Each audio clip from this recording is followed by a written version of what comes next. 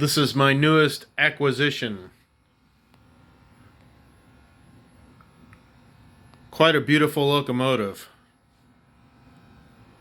I got this off eBay this last week, and it came in 2 days ago.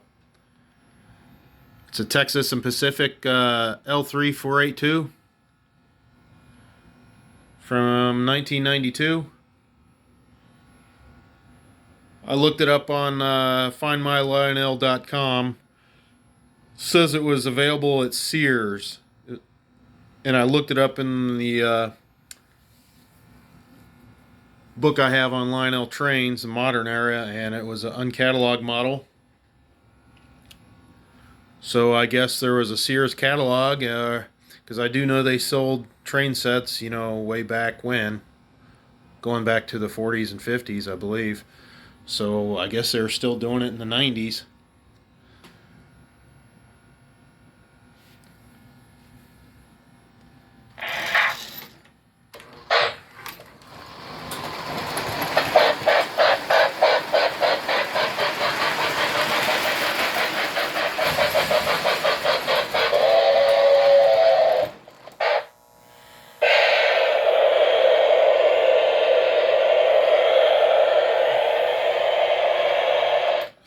I mean, this thing is a behemoth. Just absolutely fantastic, and it weighs a ton. I mean, it's all metal, die-cast tender and engine. 482.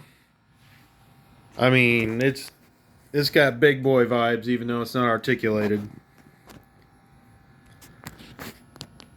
I'll try not to talk too long on this, but I have to say the era this came from, I have to give him a shout out. I guess that would be the Richard Kughn-era, Lionel LTI, I guess they'd call it. I guess the era before that would have been MPC from 69 to 86, and then 86 to, I believe, 95 or 1996, I think, was the LTI, Lionel Trains Incorporated, Richard Kughn-era. And I guess they focused on improving a lot of their product, especially some of their high-end stuff at the time, which would have been one of these, as well as this 060 switcher, which is a reissue of a pre-war era switcher. Pretty much built exactly the same, except it has rail sounds one, like the big one here, and a Smoky in it.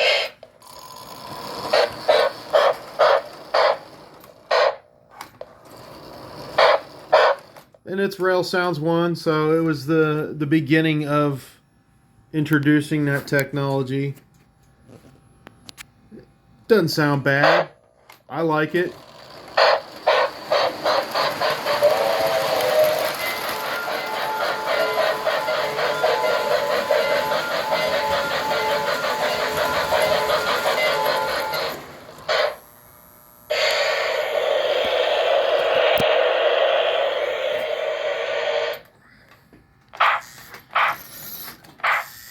And the little switcher has the same sounds, it's just smaller speaker. And then these rail cars I got came out matching the locomotive. I don't know if they came out all at the same time, but these are reissues of the pre-war semi-scale rail cars. Except they have sprung trucks, which I think are better than the old pre-war box coupler trucks that always like to come apart and uncouple or derail. And these are built just the same, if not better, and they're gonna last just as long, if not longer, than the pre-war cars that they were basically reissued from, and post-war.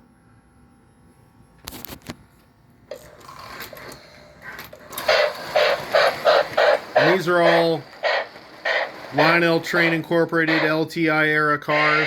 And these are the two bonus cars. The Lackawanna Reefer and the Chesapeake and Ohio cattle car, and this New York Central caboose. That was a reissue of the pre-war caboose. and a little bit into the post-war where it was all die-cast metal. Built just the same, looks the same, just modern era. And these both were smoking cabooses made in the same era, early 90s.